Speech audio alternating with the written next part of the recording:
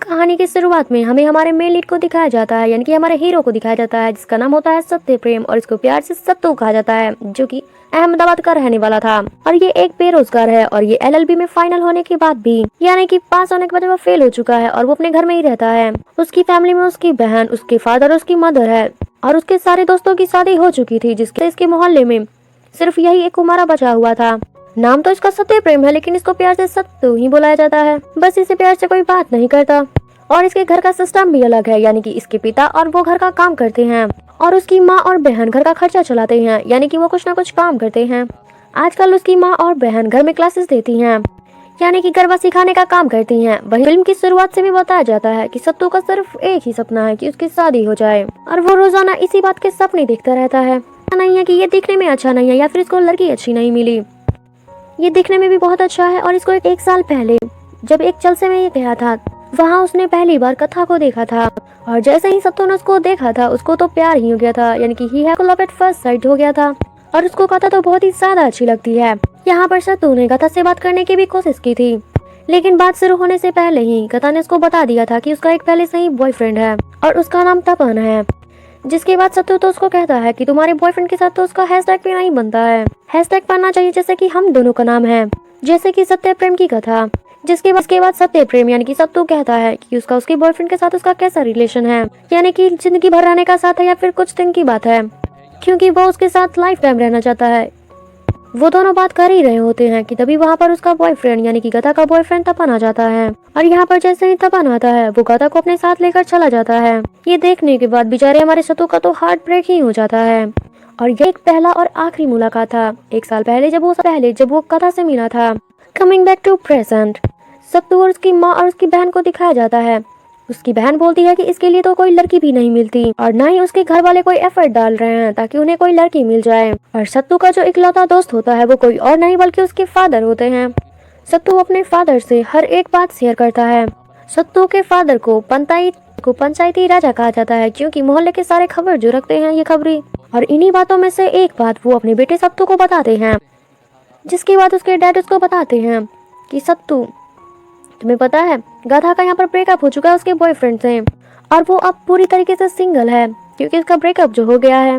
ये बात सुनने के बाद सत्तू तो तुरंत वहाँ जाता है, क्योंकि गधा वहाँ पर हमेशा परफॉर्म करती है, लेकिन इस बार गधा ने वहाँ पर परफॉर्म नहीं किया था। यहाँ पर सत्तू को उसके फादर के द्वारा पता चलता है कि ठीक नहीं है, जिसकी वजह से वो जलसे में नहीं पहुंची है। ये बात जानने के बाद सत्तू तो सीधे गधा के पास पहुंच जाता है उसके घर पर, क्योंकि वो उसे उसके दिल की बात जो बताना चाहता था उसको। अब जैसे ही सत्तू गधा के घर पर पहुंचता है और उसको देखता है तो वो तो देखकर उसको हैरान हो जाता है, क्योंकि वो तो वहाँ पे बहुत तेज रोना स्टार्ट कर देती है और उसने ब्लेड से अपनी कलाई की एक नस भी काट ली थी। जिसके बाद तो सत्तू टाइम वेस्ट किए बिना ही जल्दी से गधा को हॉस्पिटल लेकर चला जाता है। सत्तू को यहाँ पे बहुत बुरा लगता है, क्योंकि इन सारी चीजों का वजह कोई और नहीं बल्कि उसका बॉयफ्रेंड ही था। हॉस्पिटल में थोड़ी देर के बाद गधा के फादर उससे मिलने के लिए वापस आते हैं। वो यहाँ पर सत्तू से मिलते हैं और थैंक यू कहते हैं। सत्तू भी यहाँ पर गधा के फादर से बात करता है और गधा के फादर को भी सत्तू की बातें बहुत ही ज्यादा अच्छी लग रही थी। अब कुछ दिन यूं ही बीतता है, लेकिन सत्तू गधा के घर पर अब आने जाने लगा था, जहाँ पर वो उसके पेरेंट्स से भी मिलना स्टार्ट कर देता है और उसके पेरेंट्स को सत्तू तो काफी ज्यादा अच्छा लगता है। लेकिन गधा की हालत अभी भी वैसी की वैसी ही है। हालांकि अब सत्तू बहुत ही ज्यादा खुश रहने लगा था। अब गधा के फादर उसकी शादी तो करना चाहते थे, मगर उसके लिए कोई लड़का ही नहीं मिल रहा था, क्योंकि गधा के फादर जहाँ भी उसके रिश्ता लेकर के जा रहे थे उन सारे लोगों को गधा के बॉयफ्रेंड के बारे में तो पहले से ही पता था। जबकि गधा के फादर तो बहुत ही ज्यादा रिच होते हैं, जिसके बाद उन्हें ख्याल आता है कि सत्य प्रेम यानी कि सत्तू ही उनका दामाद बनने के लिए परफेक्ट है। हालांकि गधा इस शादी से रह जाता है कि वो इस शादी से रेडी नहीं थी, यानी कि वो इस शादी से खुश नहीं थी। लेकिन गधा के फादर ने किसी तरीके से अपने बेटी को इमोशनल ब्लैकमेल करके उसको शादी के लिए मना ही लिया और ज्यादा टाइम वेस्ट करे बिना ही गधा के फादर जल्दी से सत्य प्रेम के पास जाते हैं, यानी कि उसकी फैमिली से मिलते हैं और शादी पक्की कर देते हैं। और कुछ दिनों के बाद ही इन दोनों की एंगेजमेंट भी हो जाती है और जल्द ही उन दोनों की शादी की तैयारियां भी शुरू हो जाती है। एक तरफ सत्तू की शादी की तैयारियों में तो सारे लोग बहुत ही ज्यादा खुश थे, लेकिन दूसरी तरफ गधा यहाँ पर बिल्कुल भी खुश नजर नहीं आ रही थी, क्योंकि उसकी मर्जी से ये शादी थोड़ी ना हो रही थी। वो तो सिर्फ अपने पिता की वजह से ये शादी कर रही थी। वो तो बिल्कुल भी सत्तू से शादी करना नहीं चाहती थी, लेकिन सत्तू तो इस शादी से बहुत ही ज्यादा खुश था, क्योंकि ये तो उसका ड्रीम था कि वो गधा से शादी कर सके। और यहाँ पर फाइनली उन दोनों की शादी हो ही जाती है।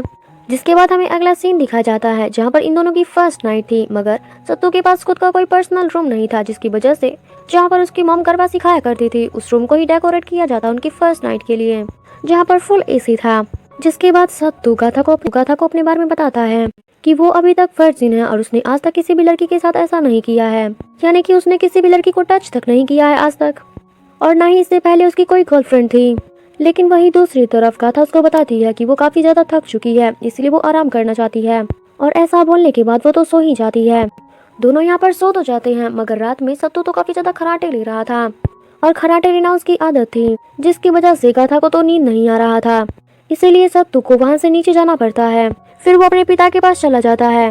इसी तरीके से काफी ज्यादा दिन गुजर जाते हैं, जिसमें ना ही तो वो फिजिकल रिलेशन बना रहे थे, और ना ही उसका खराटा खत्म हो रहा था, ना ही वो उसके साथ ठीक से सो पा रहा था।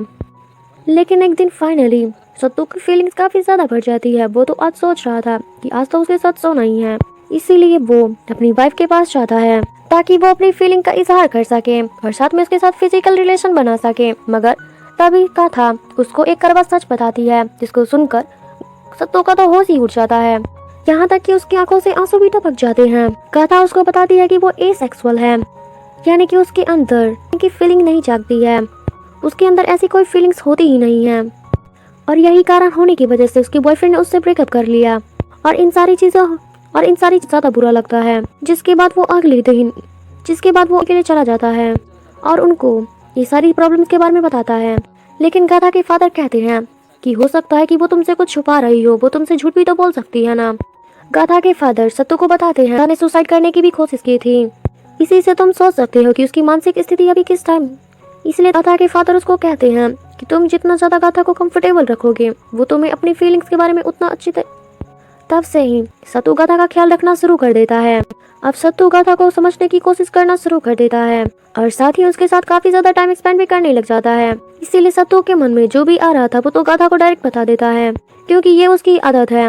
उसका मानना है कि सच बोलने से पहले सोचा नहीं जाता है। इसके बाद वो गाथा से काफी अच्छी अच्छी बातें कर रहा था। अब कहीं न कहीं गाथा को भी सत्तू काफी ज्यादा अच्छा लगने लगता है।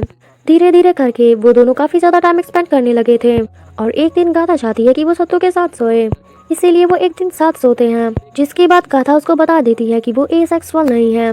जिसके बाद तो उन दोनों के बीच में नजदीकियां बढ़ना स्टार्ट हो गई थी। लेकिन अचानक से गाथा को फिर से घबराहट होने लगती है। फिर वो चिल्लाने लगती है कि प्लीज ऐसा मत करो, मानो कोई उसका रेप करने की कोशिश कर रहा हो तो और वो उसको हटाने की कोशिश कर रही हो। सत्तू ये सारी चीजें सत्तू उसकी हालत देखने के बाद समझ जाता है कि उसकी हालत बिल्कुल भी ठीक नहीं है, और वो गाथा को देखने के बाद समझ जाता है कि जरूर गाथा के साथ बहुत ही ज्यादा गलत हुआ है, जिसकी वजह से वो ऐसा बिहेव कर रही है, और वो उसको बताना नहीं चाह रही थी। जिसके बाद तो सत्तू काफी ज्यादा अपसेट रहना स्टार्ट कर देता है। जिसके अगले ही दिन सत्तू फिर से अपने फादर इन लॉ के पास चला जाता है, यानी कि गाथा के फादर के पास पहुंच जाता है। फिर वो कहता है कि मुझे सिर्फ एक बात जाननी है। वो अपने फादर इन लॉ से पूछता है कि पहले मुझे ये बताइए कि आखिर गाथा ने सुसाइड करने की कोशिश क्यों की थी।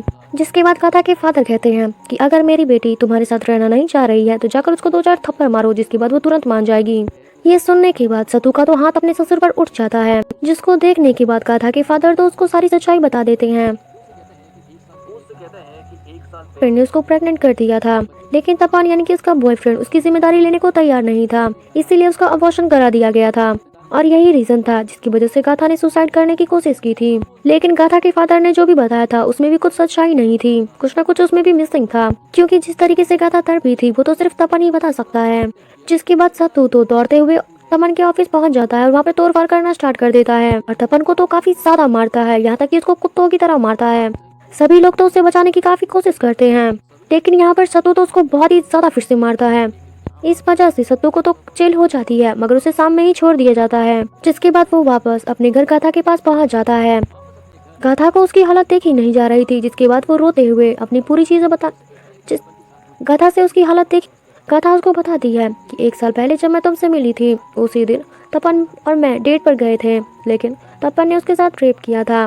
उसने कई बार अपने बॉयफ्रेंड को मना भी किया था, लेकिन उसका बॉयफ्रेंड नहीं माना और उसका रेप कर दिया गया, और यही रीजन था जिसकी वजह से वो प्रेग्नेंट हो गई थी और उसको अबॉर्शन भी करना पड़ा। ये प्रेग्नेंट वाली बात वो घर पर किसी को बताना नहीं चाहती थी।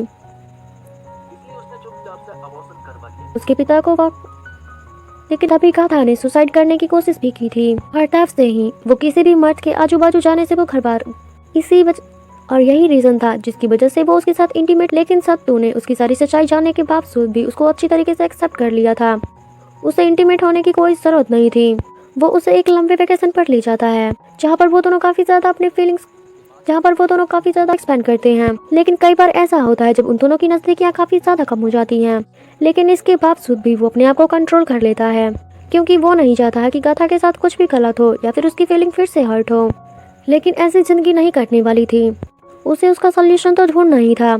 अब अगले दिन उन दोनों के घर पे सत्यनारायण का पूजा था, जहाँ पर सत्तू एक कंप्लेंट फाइल लेकर आता है जिसमें वो गाथा के साइन चाहता था। लेकिन यहाँ पर उसके पिता यानी कि सत्तू के फादर उसके चाहते हैं कि ये सारी बातें समाज को पता चले।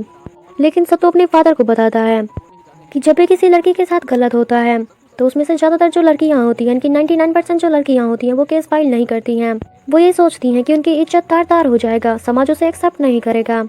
लेकिन इसी वजह से उन सबको इंसाफ नहीं मिलता है और वो सारी अपनी पूरी की पूरी जिंदगी को खराब कर लेती हैं। और अगर आज कथा इस कंप्लेंट फाइल पर साइन नहीं सही रहेगी और वो पूरी जिंदगी गिल्ट फील करती रहेगी कि उसने एक कंप्लेंट भी नहीं किया था। यहाँ पर गाथा उस पेपर पर साइन कर देती है और वो बताती है कि मेरे अंदर सुसाइड करने का तो हिम्मत था, लेकिन इस पेपर पर साइन करने का हिम्मत नहीं था। लेकिन आखिरकार गाथा ने उस पेपर पर साइन कर ही दिया था। इसके बाद कुछ टाइम के बाद तपन के लिए एक अरेस्ट वारंट निकलता है और उसे सजा हो जाती है। सो इसी के साथ हमारा आज का मूवी खत्म होता है और आई होप कि आपको ये वीडियो अच्छा लगा। अगर लगा है तो प्लीज़ एक लाइक, कमेंट, शेयर, सब्सक्राइब जरूर करें। और मैं आप सबको बोलना चाहती हूँ, अगर आपकी लाइफ में कुछ ऐसा ही हुआ है तो प्लीज़ आप मुझे कमेंट के ज़रिए ज़रूर बताएं, क्योंकि आप जो बताएंगी जब उसे कुछ भी पसंद नहीं होता है लेकिन उसके साथ गलत ज़रूर होता है, चाहे उसे टच करना हो या उसके साथ कुछ गलत करना हो, वो कहीं भी जाती है या फिर कहीं भी रहती है तो उसके साथ कोई ना कोई ऐसा इंसान मिल ही जाता है जो उस पर बहुत ही ज़्यादा गंदी नज़र रखता है या फिर उसके साथ गलत करने की सोच रखता है। और अगर आपके साथ भी कुछ ऐसा हुआ है जो आप किसी को बता नहीं पाए तो ज़रूरी नहीं है कि आप मुझे अपना नाम बताओ या फिर अपने बारे में बताओ, सिर्फ आप मुझे वो स्टोरी बता दो। क्योंकि कई बार ऐसा चीज़ें हो जाता है जो हम अपने पेरेंट्स को भी नहीं, हम अपने अंदर ही छुपा कर रखते हैं, लेकिन वो अंदर ही अंदर हमें बहुत ज़्यादा तकलीफ देता है। हम ये बात किसी और को भी बता नहीं पाते हैं, लेकिन इसी के साथ शेयर करके हमारी फीलिंग्स थोड़ी हल्की हो जाती हैं। इसीलिए मैं आपसे रिक्वेस्ट करती हूँ, हमारा मन थोड़ा हल्का हो जाता है। बताना चाहें थैंक तो मैं आपका तहे दिल से शुक्रिया अदा करना चाहती। तो चलिए इसी के साथ हमारा आज का वीडियो खत्म होता है। तो मिलते हैं अगली